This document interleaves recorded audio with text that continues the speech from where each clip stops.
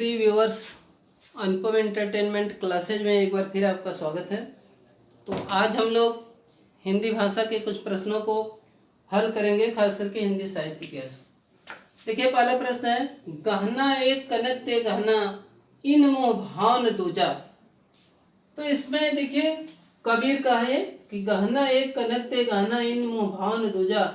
इसमें कबीर ने किस दर्शन का प्रतिपादन किया है? तो गहना एक कनक ते गहना ये कबीरदास जी का है और इसमें उन्होंने वेदांत दर्शन का प्रतिपादन किया। देखिए, दूसरा प्रश्न है, कबीर का अहिंसा तत्व, जो अहिंसा तत्व की भावना कबीरदास जी में है, वो कहाँ से उन्होंने लिया? तो उन्होंने लिया है इसको वैष्णव संप्रदाय से। कहाँ से लिया है? वैष्णव संप्रदाय से इन्होंने जो है अपने काव्य में जो अहिंसा तत्व का वर्णन किया है वो वैष्णव संप्रदाय से लिया है। देखिए, तीसरा है, कबीर में उपलब्ध ज्ञान मार्ग की बातें आचार्य शुक्ल के अनुसार। कबीर में ज्ञान मार्ग की बातें, ज्ञान मार्ग की बातें शुक्ल के अनुसार, कबीर में उपलब्ध जो ज्ञान मार्ग की बातें हैं आचार्य शुक्ल के अनुसार वो कहाँ से ली गए हैं? क्योंकि इन्होंने ये ज्ञानाश्रयी निर्गुण में ज्ञानाश्रयी शाखा के कवि हैं, तो ये कहाँ से ली गई है? तो इसका उत्तर है हिंदू शास्त्रों से। हिंदू शास्त्रों से ली गई है। कबीर में जो भी ज्ञान मार्ग की बातें हैं वह कहाँ से उन्होंने लिया है? हिंदू शास्त्रों से लिया है। तो कबीर में ज्ञान मार्ग की बातें जो है कहाँ से लिया गया है? हिंदू शास्त्रों से लिया गया है। अब देखिए, अगला प्रश्न है, कबीर में ज्ञान मार्ग की बातें हिंदू शास्त्रों से है। हमारा अगला प्रश्न देखिए है कि कबीर को राम नाम किसने दिया? चौथा प्रश्न ये देखिए, कबीर को राम नाम, क्योंकि कबीर राम के उपासक थे, निर्गुण निराकार ब्रह्म के उपासक थे, उनके राम घट घट व्यापी हैं। लेकिन ये राम नाम दिया किसने? प्रश्न ये उठता है। तो कबीर को राम नाम दिया है रामानंद ने। किसने दिया है? रामानंद जी ने कबीर को राम नाम दिया है। अगला देखिए, कबीर काव्य में उपलब्ध प्रेम तत्व। कबीर काव्य में उपलब्ध, कबीर काव्य में जो प्रेम तत्व है ये किसकी देन है? कबीर काव्य में उपलब्ध प्रेम तत्व ये कहाँ से उन्होंने लिया है? कि संतों से लिया है, कि सूफियों से लिया है, कि वैष्णव से लिया है, कि जैन से लिया है? तो कबीर में जो उपलब्ध काव्य तत्व है, ये प्रेम तत्व है, ये सूफियों की देन है। ये सूफियों की देन है, यानी सूफी संतों के प्रभाव से उन्होंने ग्रहण किया है। क्या? प्रेम तत्व की बातें जो है सूफी संतों की। अगला है, आचार्य शुक्ल ने निर्गुण मार्ग का निर्दिष्ट प्रवर्तक। शुक्ल के अनुसार निर्गुण मार्ग का निर्दिष्ट प्रवर्तक, निर्गुण मार्ग का ये निर्दिष्ट प्रवर्तक कौन है? आचार्य शुक्ल ने निर्गुण मार्ग का निर्दिष्ट प्रवर्तक किसे माना? तो ये है कबीर। आचार्य शुक्ल के अनुसार निर्गुण मार्ग का निर्दिष्ट प्रवर्तक कौन है? ये कबीरदास जी हैं। आचार्य शुक्ल के अनुसार निर्गुण मार्ग का निर्दिष्ट प्रवर्तक। देखिए, अगला प्रश्न है, अगला हिंदी का कौन सा कवि समाज सुधारक पहले और कवि बाद में है? ये जो है हिंदी का कौन सा कवि समाज सुधारक पहले और कवि बाद में है? हिंदी का कौन सा कवि समाज सुधारक पहले और कवि बाद में है? तो ये कबीरदास जी ही है और कोई दूसरे नहीं है। देखिए, अगला प्रश्न है कि नल दमयंती आख्यान, नल दमयंती आख्यान, नल दमयंती आख्यान ये किस पे आधारित है? तो नल दमयंती आख्यान देखिए ये महाभारत पर आधारित है। नल दमयंती आख्यान महाभारत पर आधारित है। अगला है कृष्ण रुक्मिणी का प्रसंग। ये जो है कृष्ण रुक्मिणी का प्रसंग कहाँ मिलता है? कृष्ण रुक्मिणी प्रसंग, कृष्ण रुक्मिणी प्रसंग देखिए ये हरिवंश पुराण में मिलता है। कहाँ मिलता है? हरिवंश पुराण में कृष्ण रुक्मिणी का प्रसंग मिलता है। ये हरिवंश पुराण में कृष्ण रुक्मिणी का प्रसंग मिलता है। अगला देखिए है बृहद कथा के नायक। अगला है बृहद कथा के नायक। हमारा 10वां प्रश्न है बृहद कथा के नायक।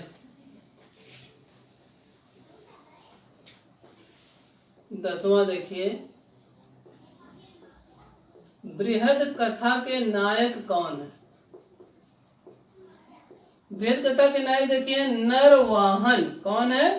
बृहद कथा के नायक है नरवाहन।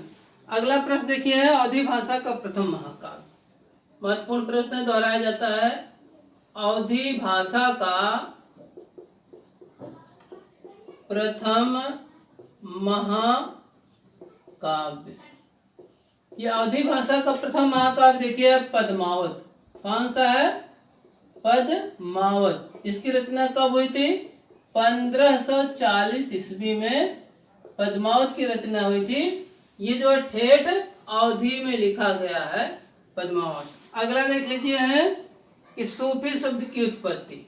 ये जो है सूफी शब्द की उत्पत्ति किससे हुई है? ज्यादातर विद्वान है ठीक सूफ से। सूफी शब्द की उत्पत्ति ज्यादातर विद्वान किससे मानते हैं? सूफ से। सूफी काव्य का प्रमुख तत्व, और ये जो है सूफी का प्रमुख तत्व क्या है?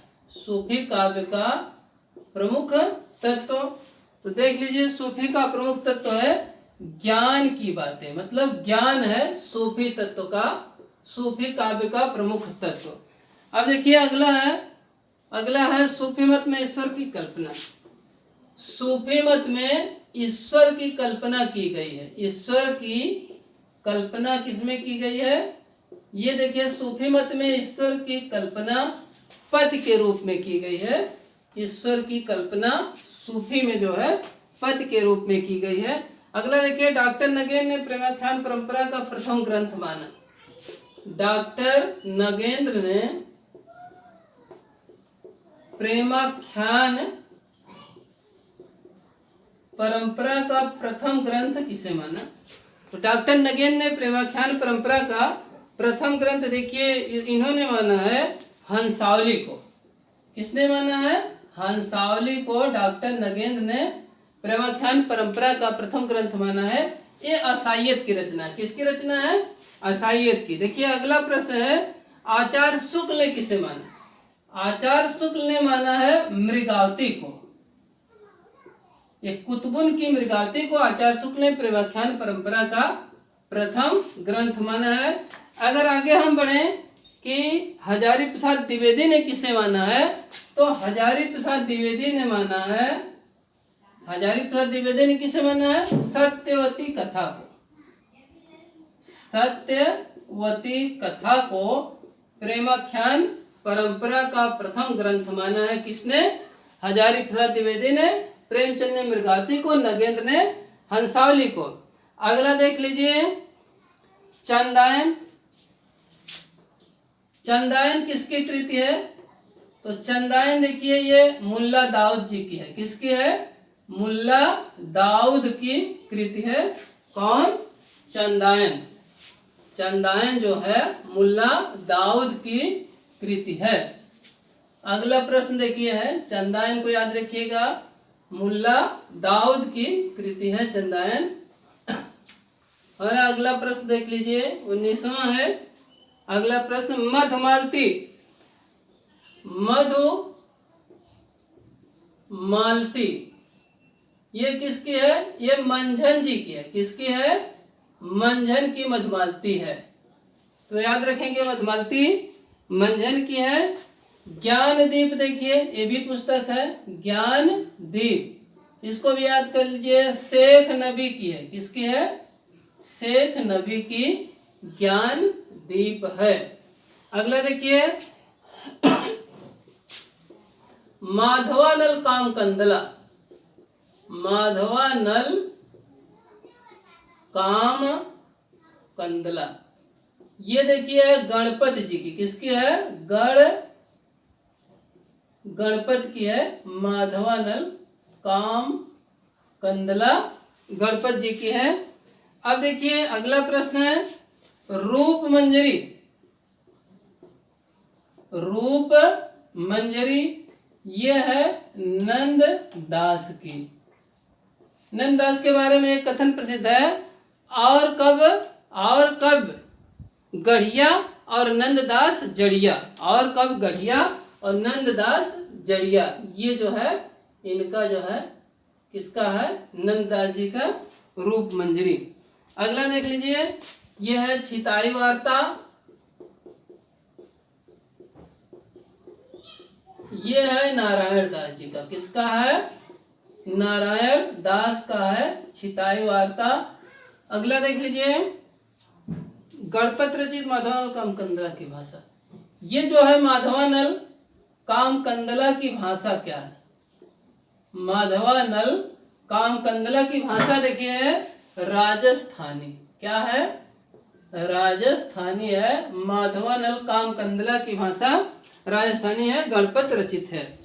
और अगर पूछा जाएगा कि ढोला मारू रा दुहा, ढोला मारू रा दुहा कुशल लाभ वाचक की है, और इसकी भी भाषा अगर पूछेगा तो क्या लगाएंगे?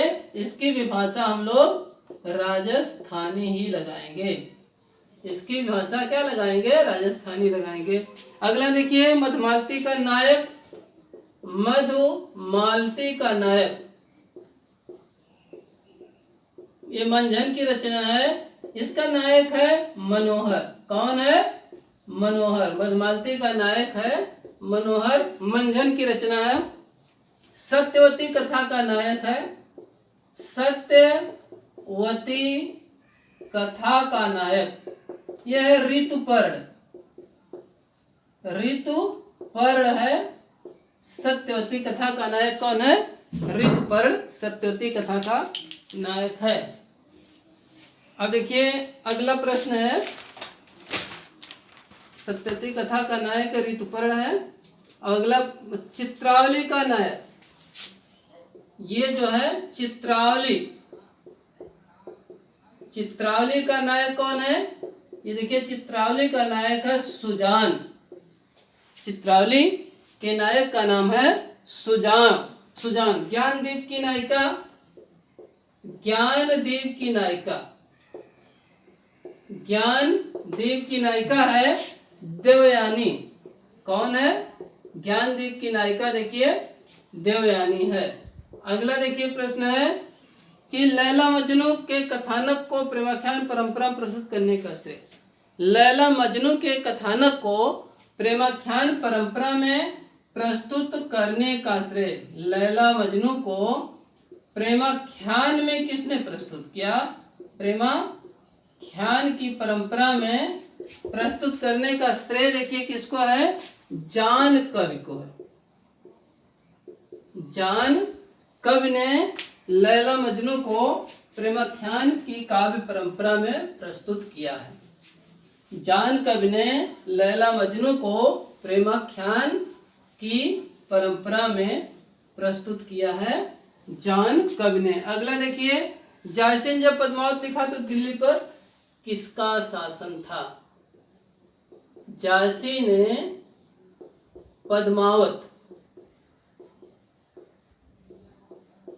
मतलब जायसी ने पद्मावत की रचना किसके शासनकाल में की? या जायसी ने जब पद्मावत लिखा तो दिल्ली पर किसका शासन था? तो यहाँ याद रख लीजिएगा शेर शाह सूरी का शासन था। जब जायसी ने पद्मावत की रचना की थी तब दिल्ली पर किसका शासन था? शेर शाह सूरी का शासन था। अगला देख लीजिए कि तन चितौर मन राजा कीन्हा। तन चितौर मन राजा कीन्हा, तन चितौर मन राजा कीन्हा। ये किसकी पंक्तियां हैं? पद्मावत की हैं। किसकी हैं? पद्मावत की पंक्तियां हैं। तन चितौर मन राजा कीन्हा और चढ़ा आषाढ़ गगन घन, गाजा साजा बिरह द्वंद दल बाजा, यह भी पद्मावत की हैं। और अगला देख लीजिए कि माधवानल काम कंदला, माधवानल काम कंदला, माधवानल काम कंदला। देखिए 3 लोगों की रचना है। पहले है गणपत, गणपत ने भी लिखा है। दूसरा कुशल लाभ ने भी लिखा है, कुशल लाभ। और तीसरा आलम ने भी लिखा है। कितने लोगों ने लिखा है? माधवानल काम कंदला 3 लोगों ने लिखा है। गणपत, कुशल लाभ और आलम ने लिखा है। माधवानल काम कंदला को 3 लोगों ने लिखा है। पद्मावत जो है, पद्मावत का आधार, पद्मावत किस आधार पर लिखा गया है? तो रत्न सेन की कथा के आधार पर, रत्न सेन की कथा के आधार पर पद्मावत को लिखा गया है। यहाँ एक और जान लीजिए, एक आंख का काना। ठीक, एक आंख का काना, एक आंख का काना कौन सा कवि था? तो एक आंख के काना थे जायसी जी, जिनकी पद्मावत ठेठ अवधि में लिखी गई है। अगला देखिए, आओ मैं जानी कवित यस कीन्हा। आओ मैं जानी कवित यस कीन्हा, आओ मैं जानी कवित यस कीन्हा, मकु यह रहे जगत मह चिन्हा। तो ये भी जायसी जी की रचना है। आओ मैं जानी कवित यस कीन्हा, मकु यह रहे जगत मह चिन्हा। अगला देखिए है कि रूपकत्व का निर्वाह माना जाता है। रूपकत्व का निर्वाह, रूपकत्व का निर्वाह किसने किया है? तो रूपकत्व का निर्वाह पद्मावत में जायसी जी ने किया है। रूपकत्व का निर्वाह पद्मावत में जायसी जी ने किया है। मधुमालती मृगावती, मधुमालती और मृगावती का उल्लेख, मधुमालती और मृगावती का उल्लेख किसने किया है? तो इसका उल्लेख किया है बनारसी दास ने। मधुमालती और मृगावती का उल्लेख किसने किया है? बनारसी दास जी ने मधुमालती और मृगावती का उल्लेख किया है। अगला प्रश्न है जायसी के गुरु। अगला प्रश्न कौन सा है कि जायसी के गुरु कौन थे? देखिए जायसी के गुरु, जायसी के गुरु थे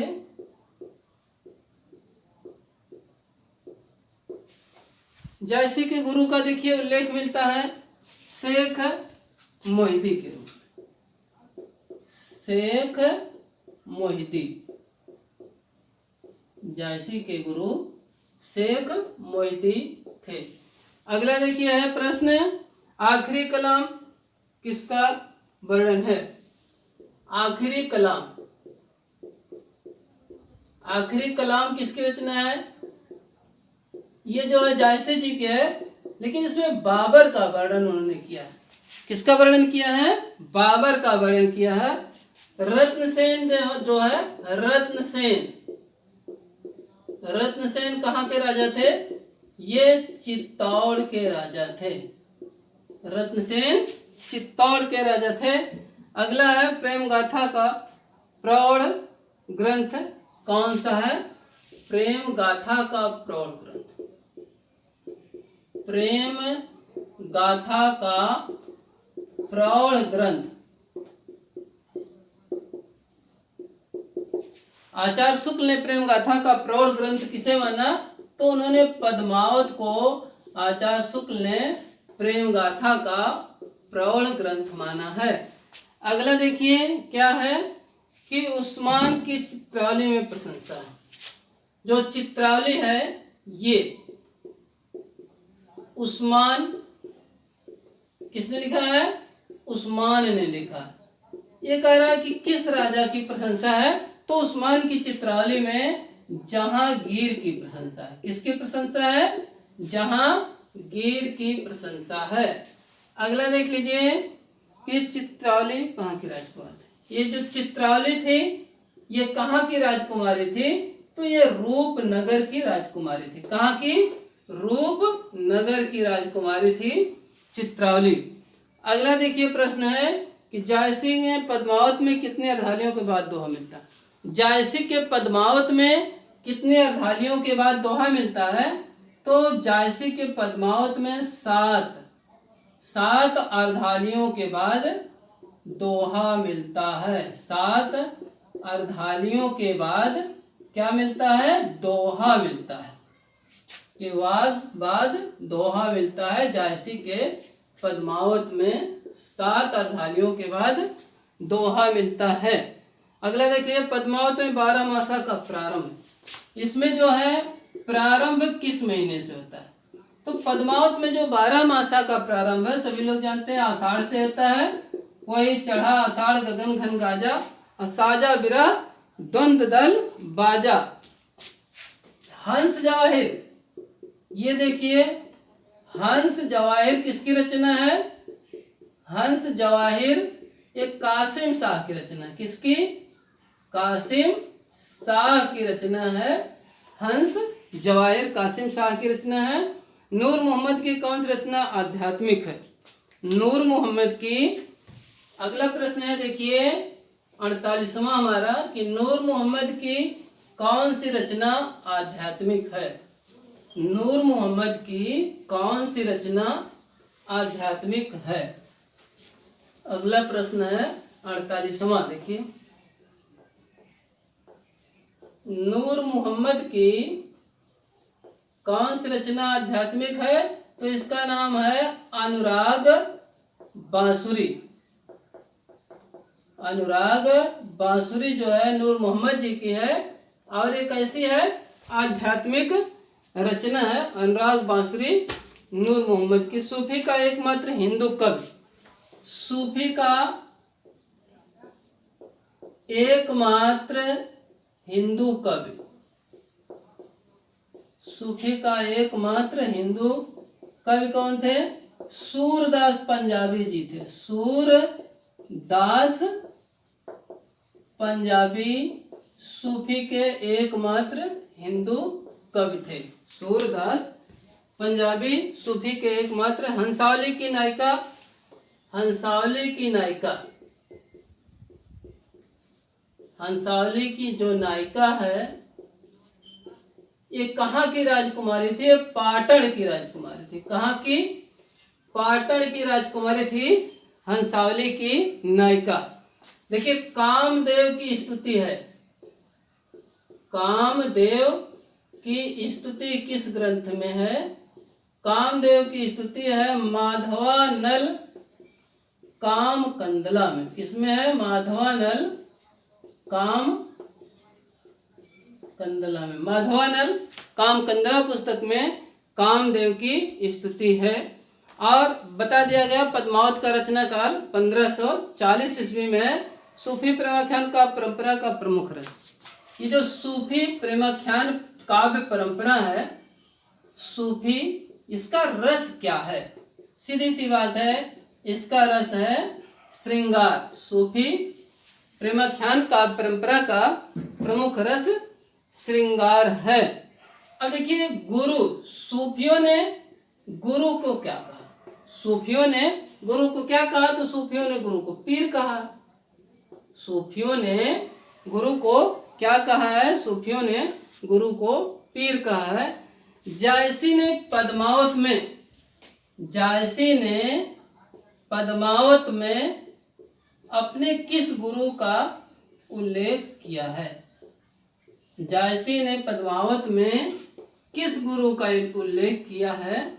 तो उनका नाम है सैयद अशरफ। ये जो है पद्मावत में जिसका उन्होंने गुरु का उल्लेख किया है उनका नाम है सैयद अशरफ। देखिए ये 55 आखिरी वाला प्रश्न है कि सैयद अशरफ का उन्होंने उल्लेख किया है, यह तन जारो छार के स्वयंभू का राम कथा। चलिए देखिए, स्वयंभू का राम कथा, स्वयंभू का राम कथा क्या है?